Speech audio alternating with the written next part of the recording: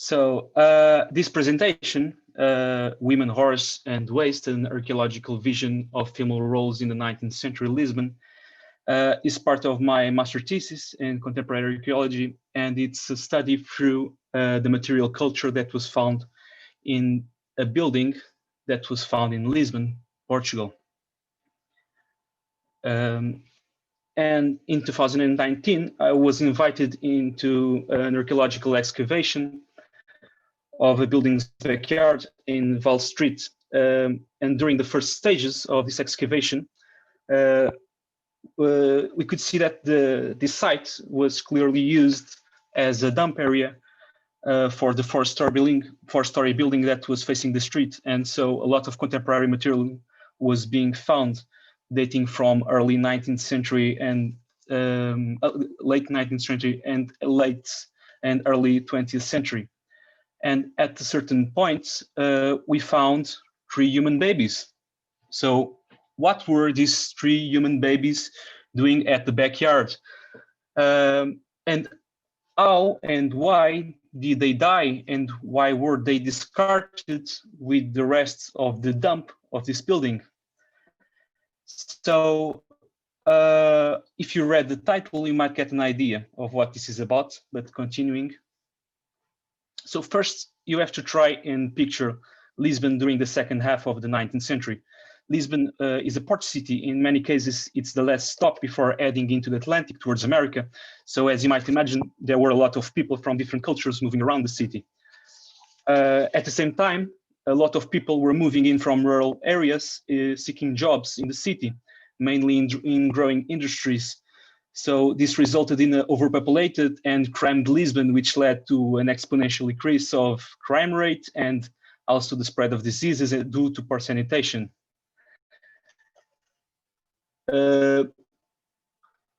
Lisbon was becoming more and more the economic center of Portugal, so this led to the concentration of the bourgeoisie in the noble parts of the city.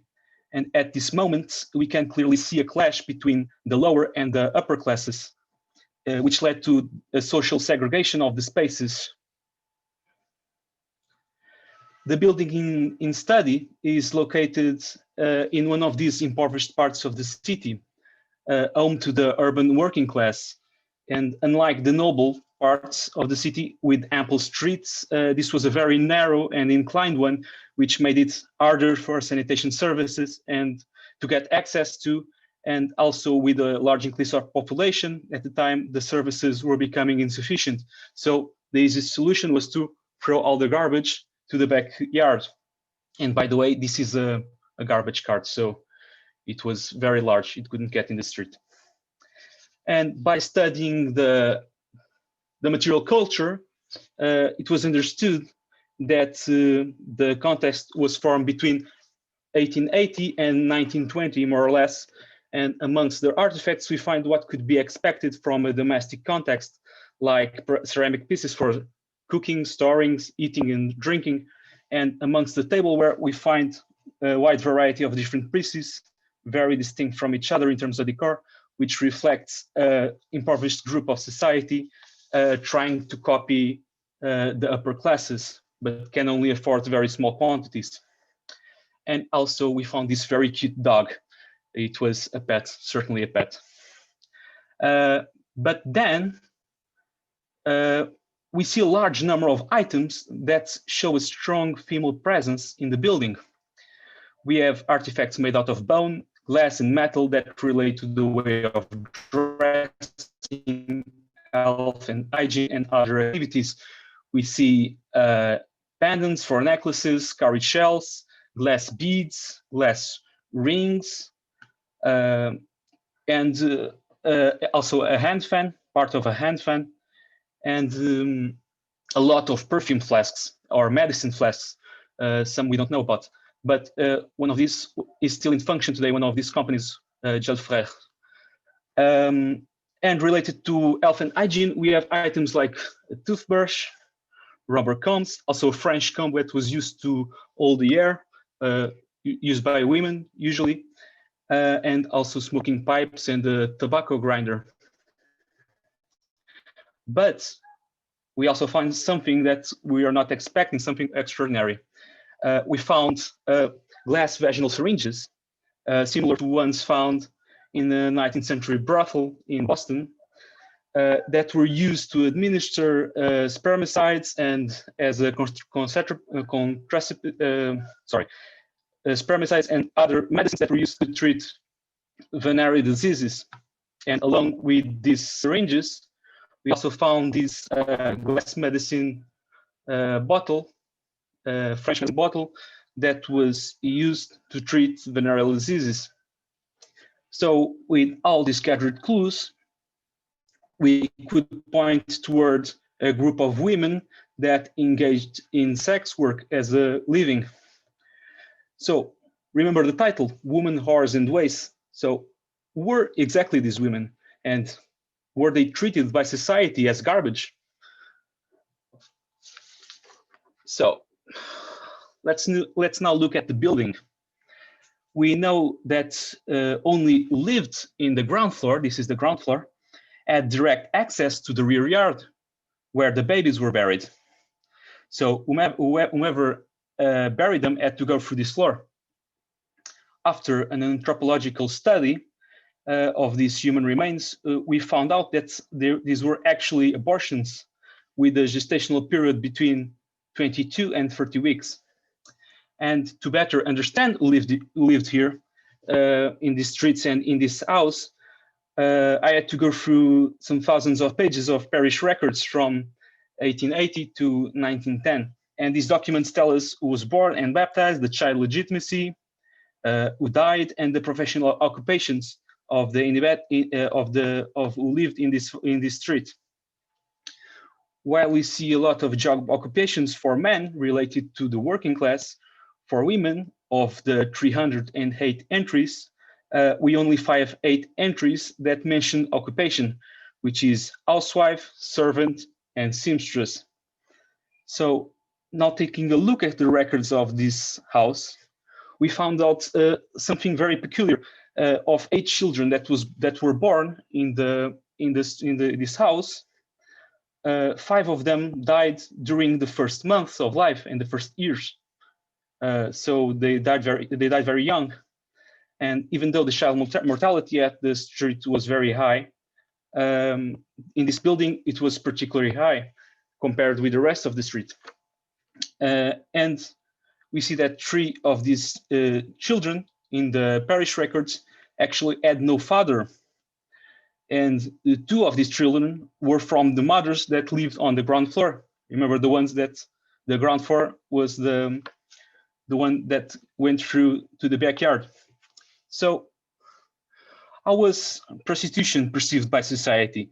It was seen back then as a necessary evil. Lisbon was actually at some point the second European city with more prostitutes per 1,000 citizens. So there were brothels all over the city. And at this time, 3 classes of prostitutes were known. So the first were known as the most expensive, living in the best parts of the city. The second were cheaper, but only accessible to middle classes. And the third ones were the cheapest of all. And the usual clientele would be impoverished groups of society, such as workers, soldiers, and sailors. And this last class of prostitute was seen by society as being despicable and miserable. These were known to live in the ground floors of the building in the poorest areas of the city. The ground floor would be the less desired one due to the poor insulation and the poor sanitation of the streets. And due to the syphilis outbreaks in Portugal, a step was to be taken. So police regulation of whores and tolerated houses in Lisbon was created. With prostitution made legal, these women had to be registered and would be periodically examined by doctors in order to assure public health.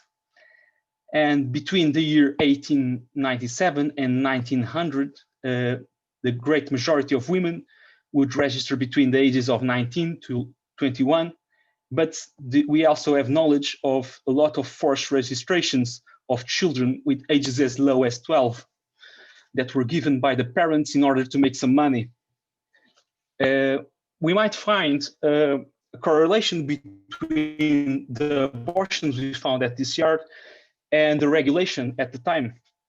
The first point is that it is strictly forbidden for prostitutes to be accompanied by children that were older than 3 years old of age.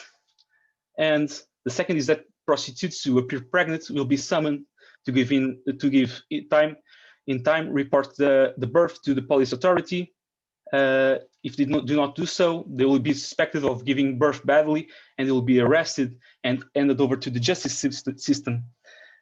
So in other words, a prostitute could not only legally exercise her function in the company of the children older than 3 years old of age, but in the event of becoming pregnant, they would be required by law to carry the pregnancy through the end with the threat of sanctions if they did not do so. So basically, it was impossible for these women to do their jobs in the company of this child. So you also have to take into account the emotional distress one would have to endure if they decided to keep the child. They would have to keep it a secret, otherwise it could be taken from them. So, concluding, these women had a really harsh life, and a lot of them lived in poverty, having to resort to prostitution, either voluntarily or coerced. They lived in horrible sanitary conditions, having many times to have abortions in order to continue working. Even though they were perceived as garbage, laws were built around them that only existed for the good of their customers and not for their own health. And despite being a poor and minority group, these women tell a story that can often relate with the present. Thank you.